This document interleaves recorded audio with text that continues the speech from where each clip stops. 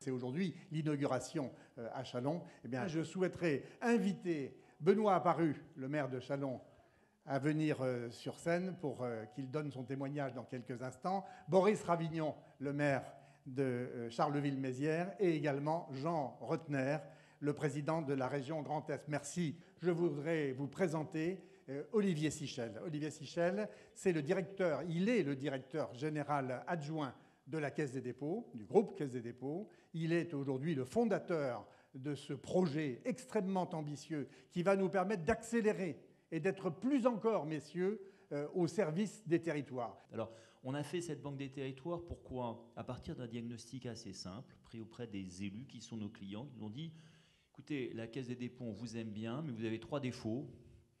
Vous êtes trop parisienne, trop centralisée, trop lointaine. Vous êtes trop lente et vous êtes trop compliquée. Donc la Banque des territoires, ça a vocation à être plus proche, plus simple et plus rapide. Alors comment est-ce qu'on fait ça?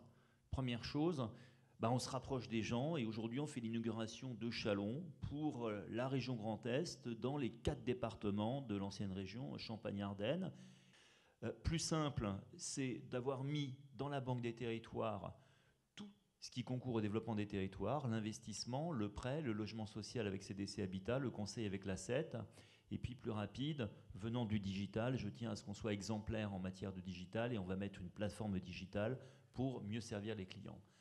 Je l'avais dit le 30 mai, ce qui motive les équipes de la Banque des territoires, c'est le dévouement des élus, cette capacité à porter le projet des citoyens qui vous ont élus, dans un environnement, et ça a été rappelé dès ce matin, de plus en plus compliqué et où les finances sont de plus en plus difficiles à réunir. Et notre mission, c'est de vous aider à réunir les financements et à accomplir les projets pour les gens qui vous ont élus. Mais je me tourne tout de suite vers Benoît Apparu.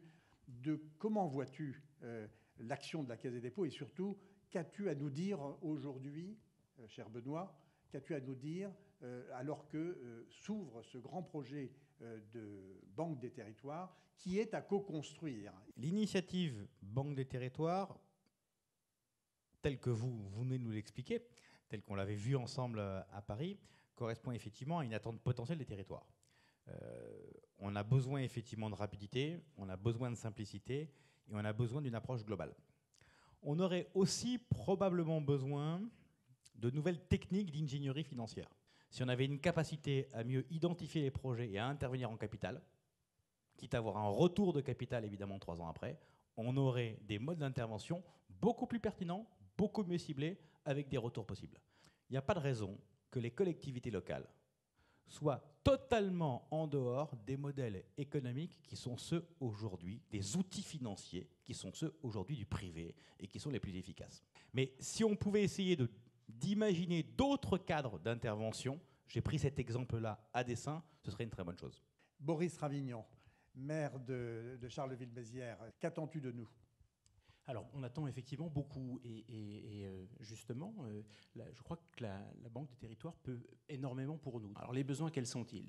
Je rejoindrai Benoît ce qu'il a dit sur l'ingénierie, mais j'y ajouterai que pour des territoires en difficulté, comme celui que je représente particulièrement, la question, c'est même tout simplement de l'ingénierie technique préalable à l'accompagnement ou au design précis du projet. C'est pas qu'on manque d'ambition ou qu'on manque de projet. C'est qu'on a bien souvent un choix extrêmement difficile à faire sur l'orientation justement des moyens d'ingénierie technique dont on dispose et pour faire avancer l'un ou l'autre. Or, c'est justement quand on est dans les difficultés que nous connaissons, eh bien qu'il faudrait pouvoir se démultiplier, multiplier justement les projets, le défi numérique ou l'adaptation de nos administrations. Tout ça, ce sont des sujets sur lesquels je sais que la Caisse a une compétence, une ingénierie et qu'elle peut l'apporter.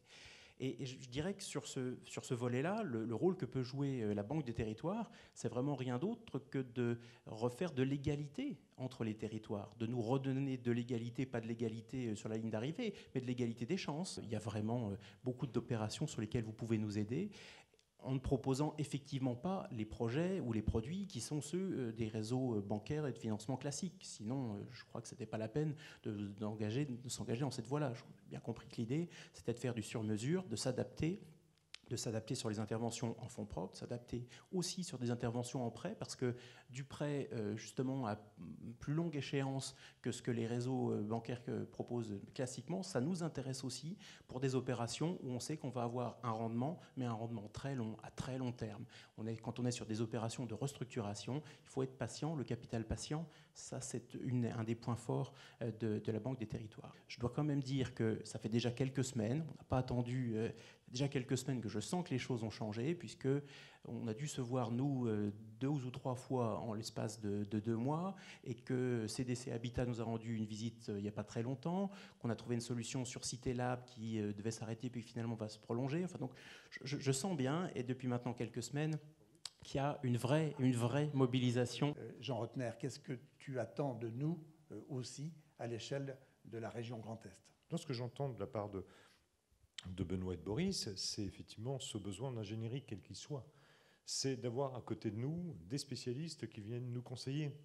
C'est des spécialistes qui viennent, à un moment donné, nous permettre d'évoluer aussi comme élus.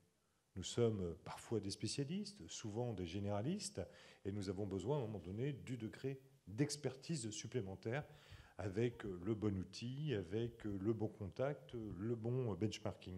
Nous sommes effectivement une collectivité stratège. Vous êtes, pour l'État, là aussi, l'organisateur de cette stratégie des territoires. La dynamique, par exemple, des villes moyennes régionales, c'est d'essayer de partager, de croiser des expériences, de manière à ce que les idées des uns puissent bénéficier aux autres.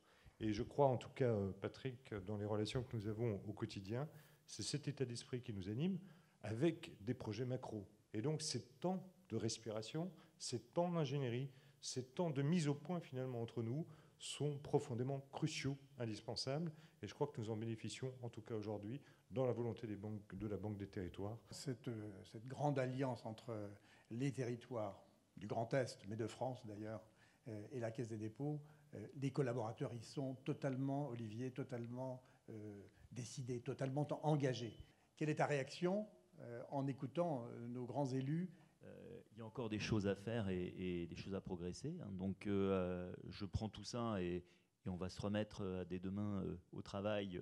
Et peut-être terminer aussi pour dire un mot spécifiquement aujourd'hui, puisque je suis à la foire de Châlons et avec des grands élus, sur ce qui a été annoncé hier, qui est un tournant historique, puisque l'État a décidé de confier la majorité de la Poste au groupe Caisse des dépôts. Quel autre signal plus fort pouvons-nous nous donner, à côté de nos moyens financiers, de garder cette présence à la fois physique avec des bureaux de poste et humaine, puisque la Poste, c'est la première entreprise de service à la personne, pour garantir cette cohésion des territoires. Il y aura donc, comme tu l'as dit, une banque postale qui est dans le marché, qui est concurrentielle, hein, qui fait des prêts et que vous pouvez solliciter comme le Crédit Agricole, le Crédit Mutuel.